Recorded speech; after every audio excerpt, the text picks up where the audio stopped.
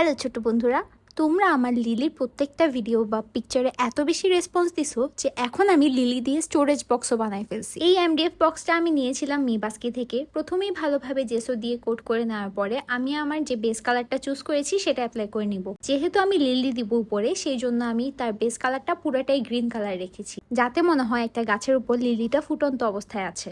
Base কালারের জন্য আমি অ্যাপ্লাই করেছিলাম সেফ গ্রিন কালার, কিন্তু আমি সেফ গ্রিনের সাথে সামান্য পরিমাণে ব্ল্যাক কালার মিক্স করে নিয়েছি, যাতে করে কালারটা আরেকটু ডার্ক দেখায়।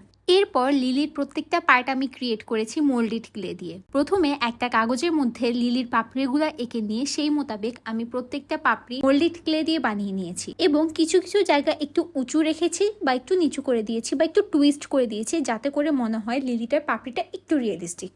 ফুলের প্রত্যেকটা অংশ আমি আলাদা আলাদা করে মোল্ডেড ক্লে দিয়ে বানিয়ে নিয়েছি। এভাবে প্রত্যেকটা পার্ট বানানোর পরে আমাদেরকে 40 থেকে 50 মিনিট সময় দিতে হবে। 40 থেকে 50 মিনিটের মধ্যে প্রত্যেকটা পার্ট ভালোভাবে শুকিয়ে যাবে। শুকানোর পর আমরা আমাদের পছন্দ মতো কালার করে নিতে পারবো। এবং কালার করার পর হচ্ছে মেইন কাজটা, সেটা হচ্ছে গ্লু দিয়ে বক্সের উপর স্টিক করা। তারপর আমি আরেকটু গ্লসি ভাইবের জন্য উপরে রেজিন অ্যাপ্লাই করে দিয়েছি।